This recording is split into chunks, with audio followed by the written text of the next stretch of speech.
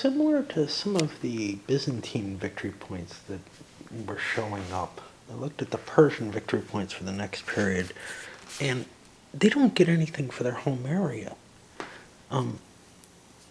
It looks to me like what they're really interested in is stuff that's on their borders. This is going to create perverse activity where they're willing to give up their home area, essentially. Now, granted, you don't want to end up submitted, but they're willing to give up areas that should be the heartland of Persia in order to move and take something like Ozerhon here, the Armenian area. They're willing to move over to here. That is not historical, that it doesn't follow the Britannia-style model. You want to make sure that you maintain your core in these games generally. And so that's going to actually generate a historical behavior where Persia is willing to give up its inner provinces in order to expand against the Byzantines. Right there again, problems with the design. Our way through a couple of the civilized nations. The Persians took Media. I don't have a lot of oomph, no leaders, no campaigns. I gotta inch my way towards my victory point spaces, and the hell with, Persia itself. Now, there's one potential problem with this. If I could establish control of an area, that would give me a lot more money and keep me from bleeding as badly as I am. But I don't think that's possible. I didn't see an easy way to get an area with so many Romans kicking around, or Byzantines, and I didn't have enough force to just eliminate these barbarians in my midst. I wouldn't get control of the area by taking the subjugation of their horde, which is something that I thought was implied in the rules, but isn't. You actually have to physically control the area to get any value from it. You get the victory points as if you controlled for what they have, but that's not good enough. That's not what you need. You need to be able to control the area, which involves controlling actual cities. So that's something that I probably made too easy on the Romans. Now, there's no way to do anything about that, right? Because if a barbarian slips into your land and parks on it, and then you subjugate them, you lose that province, essentially. You no longer have control of the area. You no longer get that the income as though you controlled the area. Likewise, then, if they're a fairly large barbarian state and you just take that strike against them, you may make it so you cannot reasonably, that you actually cannot take control of the area. Again, this feels all wrong. My initial impression felt a lot better, but yeah. And that creates a problem because you can't get rid of a kingdom, right? You capture its capital, you will never control the area where a kingdom is. It will always remain something that's destroying your control over an area. And again, that spoils the little hand-wavy view I had about, well, maybe more than hand-wavy, but the idea of like, oh, we took over a kingdom and we took, it's now incorporated in our country somehow. That just doesn't work anymore. Instead, what you've got is an indestroyable, inabsorbable thing inside you, which I don't know how to explain that away. Then over to the Britons. They subjugated both the Jutes and Saxons. That's the best they can really do. But they wiped out the Angles that are here. Now, the Angle horde is over here. That's the only place their troops are going to show up. And until they form a kingdom, they won't have boats again, and they will not be able to get into Britain. So I've pretty much gotten rid of all my problems unless something horrible happens. A bankruptcy will free those barbarians. And a bankruptcy is quite likely, so such is, in fact, maybe the Jutes were already subjugated, and I may have forgotten, and I think the Britons bankrupted. And again, God, there's just so much to remember, and so much that's covered up by the counters being over too much, the spaces being too small and the counters too large for them, so that like maybe I didn't realize that I had something like this over here. So I'm trying to make messes that I can see what's going on a little better, but it probably still won't help. That's going to put me to the next kingdom is the Alemany, and I think I am going to park for the night at that. Actually, it was quite lucky that Arthur stayed alive through it all, because each time he wins a battle, and he won 3 of them, he has to make a check to see if he's assassinated. Right. I went down on the easiest country of all. The Alemany, who are subjugated to the Franks, have no units. Awesome. I got a bit of a problem right now, which is I've got a review game that I got to get to, and I want to get to something else first. So we got kind of a backlog building up. Also, for other factors, I had finally reached out and gotten a hold of somebody to do one thing at least this year for my house, which was clean my roof. I did it myself last year. Apparently the guy I used to hire moved away, and I had somebody come today and they looked at it and said, no, I'm not going up there. I'm like, oh fuck, I'm terrified of heights. Obviously I'm not going to be swinging around from the hooks, but you know, I'm afraid I'm going to have to do that, which is going to also cut into my playtime and possibly my physical capabilities. But we'll move to the next one, which is the Franks.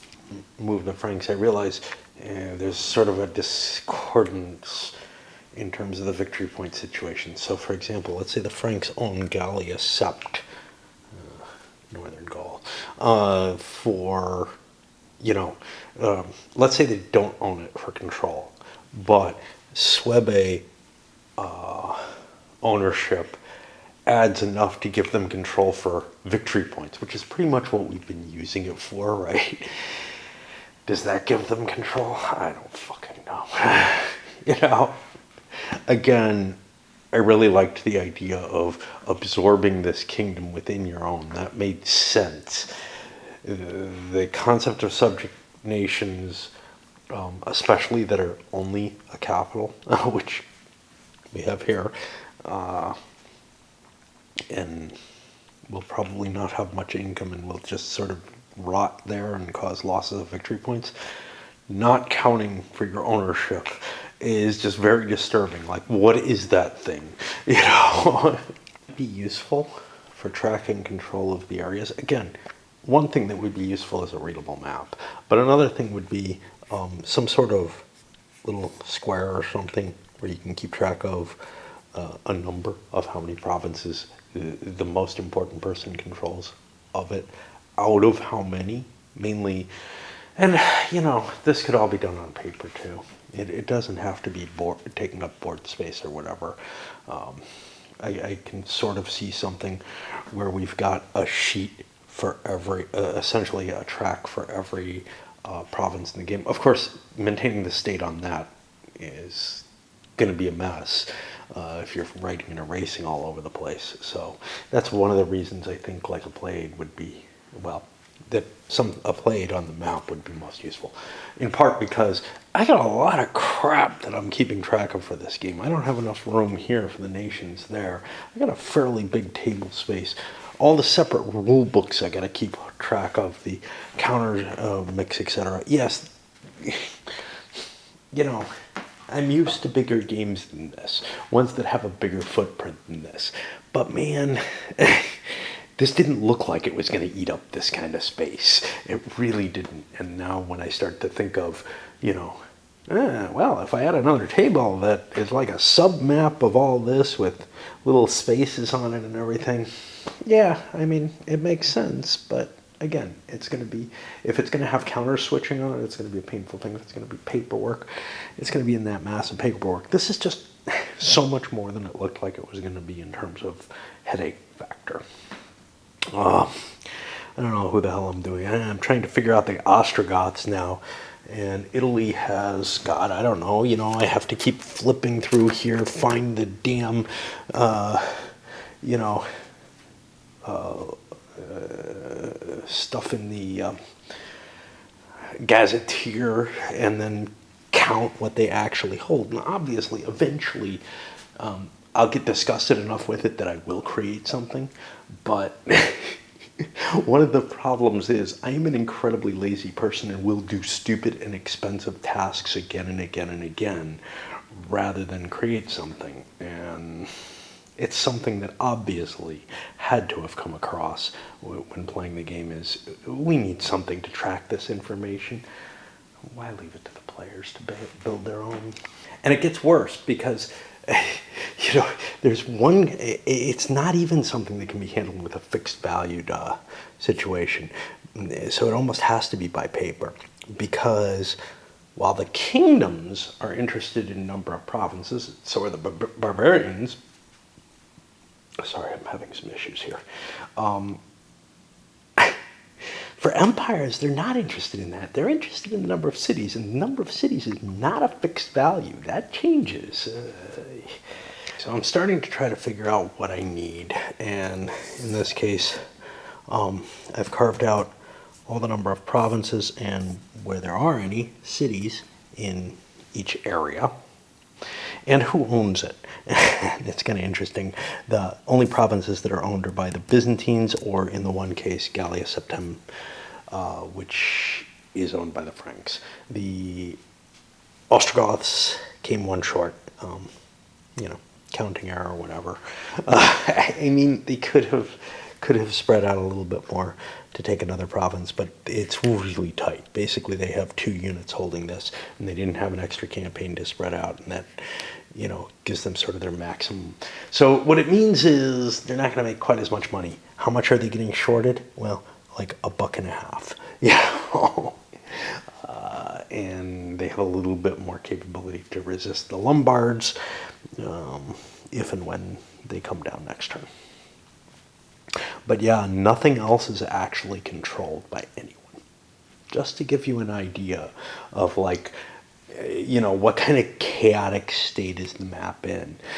Unless, of course, the Hispania province as a whole remains in the hands of this inactive kingdom. The Romans had enough to hold it, although quite a bit of it was taken away by these guys marching down, maybe by the Vandals marching down, and I got no idea if they actually own any of it. It's like, what happens if you move through a province? Does it return to you? Well, yeah, sort of. If you're an empire or a kingdom, and a province falls, whether or not the city falls doesn't really matter, and nobody garrisons it, well, you still have area control, so it devolves back to you. The difficulty is when somebody occupies too much of a province. And then there's a couple special cases where, like, the barbarians owned a province, turned into a kingdom, and that took away their ownership. Barbarians don't own a province if they're not sitting in it. So that transfer to a kingdom means that they have to, at least by the way I read this, or try to interpret it, they have to retake things. So Danubia and Africa, those have to be retaken, I think. Let me think about this. I don't remember if I gave them the full value of Africa. I don't think I did. So, whatever. The thing is, I can start to expand this out, maybe start to write down income values, although those, again, are very flexible.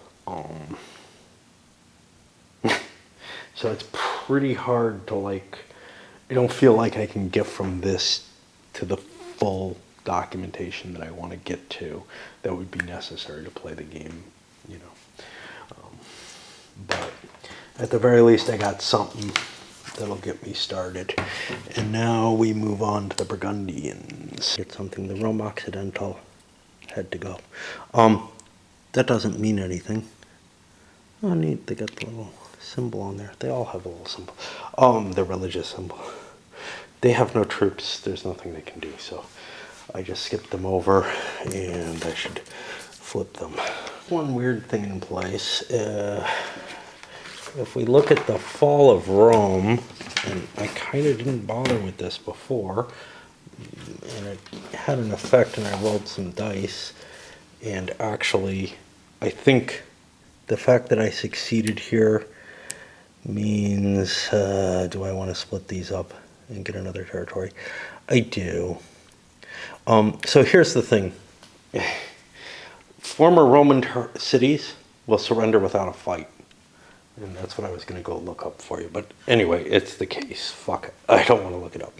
That means the Ostrogoths, who spent their 2 campaigns trying to take Campania, would not have to.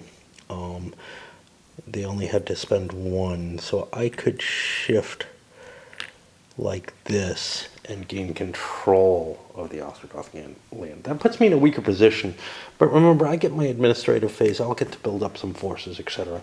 There's nobody, none of these barbarian tribes that are near me and are threatening me are going to be able to do a damn thing. So I own Italia now.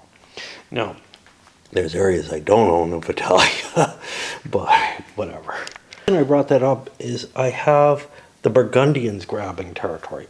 But here's the problem. I don't think either of the spaces they're trying to grab were owned by Rome. So there's no easy move into Rome by them. This is one of the things that makes me feel kind of weird and queasy about the game. So I've spread my Vandals out. I now own 5 areas in Africa. The city falls, all of Africa falls. Boom, it's just mine. I can make arguments for why that's the case, and I don't know if these famine markers belong there. I kind of feel like those made it through the economic phase without getting removed. Perhaps without being assessed as well. Screw that. I mean, maybe that's fine, but all right, I'm having trouble because I got to keep my stupid little marker in there to help me keep a page that's of some importance. There's so many. I should probably have like some sticky notes in there to label the 3 or 4 pages that I really need to refer to regularly.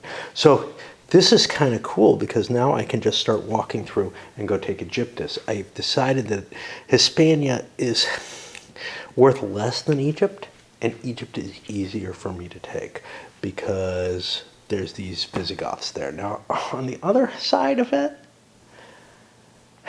I might be able... Hispania is huge, which is one of the problems with it. So it's 18 provinces, and it's not worth all that much. And there's crap in the way. There's basically nothing in the way in Egypt. So I'm gonna concentrate on Egypt. But the advantage of going for Hispania first would be I'd be in a better position to move to Empire with Hispania. I could still move to Empire though with Mauritania by betraying my allies there, or conceivably by shifting into Arabia and up into the Orient. So I'm not completely... I don't feel like I'm cutting things off terribly much. I think the Byzantines are going to start falling, into trouble.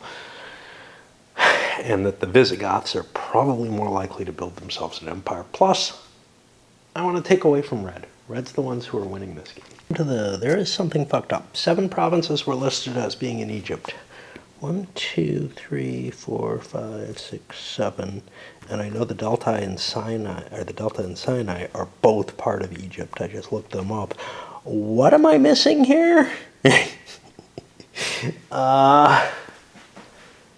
Maybe this thing has misprints in it, and therefore the charts that I built off of it are incorrect. And this is how we do it. Egypt, because I don't have enough room, right? Egypt is there. Okay, we marked that one in our brain. The next one, Arcadia. That's here. Okay, that would be one I would think I would have trouble. Cyrenaica, that's where I just moved. The Delta, Nilus. That's here. Sinai, and Thebes. And I think what it is Nubia and Persipherites are not included in there. They're according to the map. I don't know where they are. Is there a way for me to find them outside of this? I don't think so. I don't think there's a way to look in the other direction. I think there's actually 9 provinces in Egypt, and my calculations are therefore all fucked up because of that. To figure out a way to take everything as well. It required a failed siege of Egypt that retreated back to here, but that's okay. Because now Egypt's mine. The city that I failed to siege surrendered when I moved into the desert. Yeah, and armies shouldn't be allowed in the desert in any significant sense. But okay, so now actually my Vandals have expanded, and of course I've got way too many troops here, but there's only so much I could bring with my leader, Henricus. My Vandals have expanded so that they actually control 2 separate areas. That makes them quite potent. And they more or less control them both. I mean, yes, Egypt has some problems that have to be resolved, these 2 spaces. The Byzantines could react. That's probably the biggest problem here, is that the Visigoths would not get a chance to react. The Byzantines go later, so they get a chance to react. But first, we have to spread these Gepidae out. Hey, yellow's doing pretty good. In order to capture as many provinces as they can. They're pretty close. I don't get this, but they're pretty close to Illyria, Moesia, and Danubis. But, you know, can't count this. Damn it. To getting themselves, you know, up to that empire level size. But the main thing is to get myself to the point where I'm getting the most income, which may mean not trying to get control of the Danubian areas. They're pretty shitty, whereas Moesia would be very valuable. Problem with Moesia? Well, this is temporarily part of Moesia, so it kind of doesn't fit into there. The Gepidae, they had to launch an attack on the Limites here to get rid of it, but they have actually taken over 3 territories: Illyricum, Danubis, and Moesia. And you might say, well, there's not enough in Danubis. Yeah, but they were walking through Dacia and got control that way. And once you have control as a kingdom, you're in control, so we get it all. That's pretty awesome. Why am I not in Carnium? I don't know, but it doesn't really matter. It's mine now. Yeah, so even though I got defeated in the siege here, the territory fell to me. I don't know if I should be there or not, but yeah, we took that away, and so, you know, we're creating. It is possible to create, you know, nice looking kingdoms. The Vandals, the Gepidae have both done it. Maybe the Visigoths will do it. The Ostrogoths are kind of on the edge of one, you know. They have Italia, but they look like they're under a lot of pressure. That's going to put me on one last thing, and this is, of course, assuming that I'm doing things right at all, which is a pretty big fucking assumption. But that's going to put us on the Byzantines, and I'm going to take a little break before I deal with them. I don't think they're going to be terribly complicated, but they do have a couple of leaders who have campaigns, and they do have a lot of interesting choices, like, what do we want to give up? Who do we want to, you know, let live? Basically, we are facing 3 yellow player countries at this point: the Vandals, the Gepidae, and the Persians. And the question of which one gets us points and which one is most likely to be a real pain in the ass to the Byzantines, in terms of their future points. That's an interesting factor, you see. So turn 9 is the important. And we have to look at these like Hyspalensis. Well, they actually want to go west, if you recall correctly. That's where all their victory points are. They don't care about the east anymore for the most part. With the exception of Oriens and Mesopotamia, if they can gain control of either of them, there's a big point bonus to that. But their emphasis was, again, to move west and to take certain areas that the Western Romans have lost And that is their goal for the rest of the game. Largely to the exclusion, they could lose Greece, they could lose Asia Minor, they could lose the empire. And that's fine as long as, let's say they get Mesopotamia Oriens and start playing in Spain or something. That's great. Now, historically, yes, they did play in Spain. And historically, that was a major goal. But it wasn't one worth sacrificing the empire for. And I just feel like, unlike the concepts that are normally taken under Britannia games, in this one, or Britannia-style games, in this one there's kind of the, well, this was their major goal, and then just forgetting the fact that, yes, they should really be trying to survive. There's no penalty that I see anywhere for them being screwed, except for the income and, the victory points that come from income, which I've been having a hard time keeping track of anyway. Hey, correction. All through the game, I've been doing this, but a rules error has been pointed out because I had a number of interceptions going on, which is there's a limitation on stacks that can intercept. You can only react with one leaderless stack and multiple stacks with leaders. Now, there's actually a problem with that because in the game you can only have one leader in any given stack. So I actually thought it was supposed to be the other way around, to tell you the truth. And I'm not sure it shouldn't be, because there is an actual prohibition against multiple leaders. But the way it's written, you can somehow intercept with multiple stacks that have leaders and one that doesn't have a leader. And again, I misread that, and I'm not sure which way it actually should be. But yeah, I have been doing the opposite of what the rule as written is, because it's the only way that the stacking rules would be conformed with.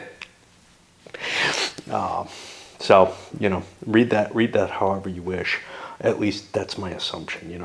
I may have just forgotten completely and done what I did, but I have not been intercepting with two leaders into the same space, because again, that causes a rule discontinuity. Whereas this just absolutely violates the rule, but at least doesn't put me in a situation that doesn't make any sense according to other rules. I'm having trouble finding. So this rule has been changed to make it imply that there's now the capability to stack more than one leader. I seem to remember something that specifically stated that you can't have more than one leader.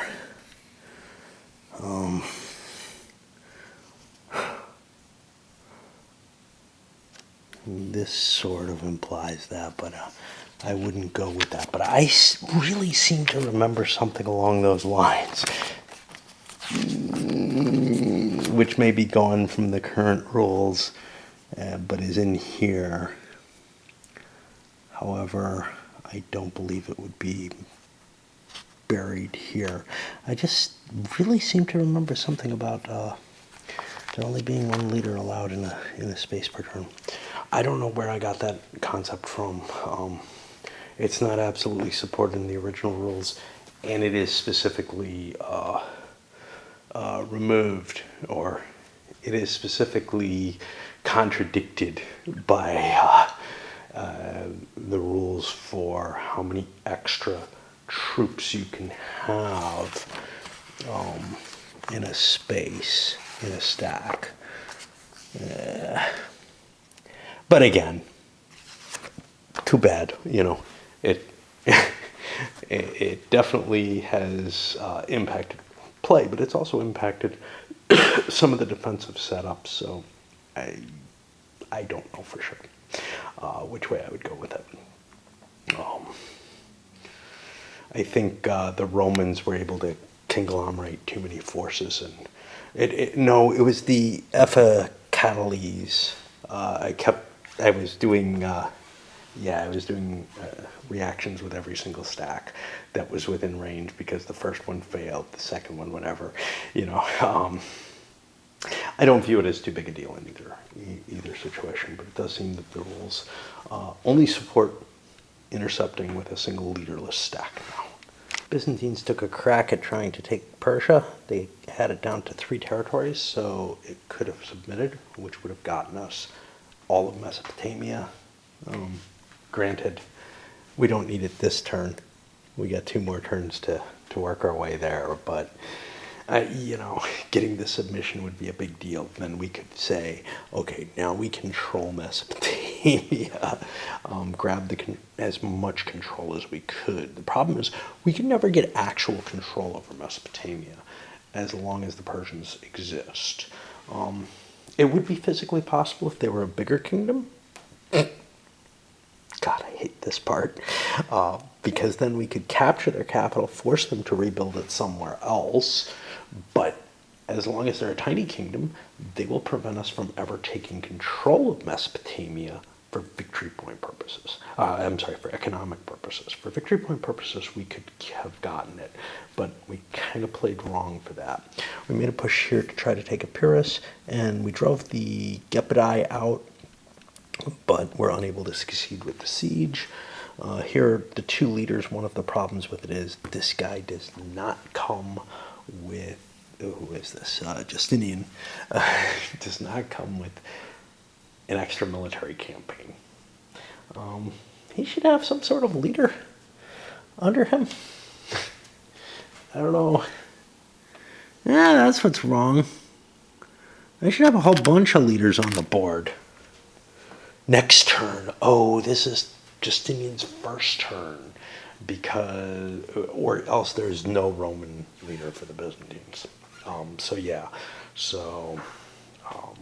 Which I don't know how to cope with. We had the same situation appearing for the Romans as well, where there would be no Roman leader. I don't remember if Justinian showed up here. Yeah, he shows up here, so, you know. But, yeah, second turn leader who dies might create a situation where there's no leader, and that would be a problem. I think we're done. I just have to score the victory points, add them up.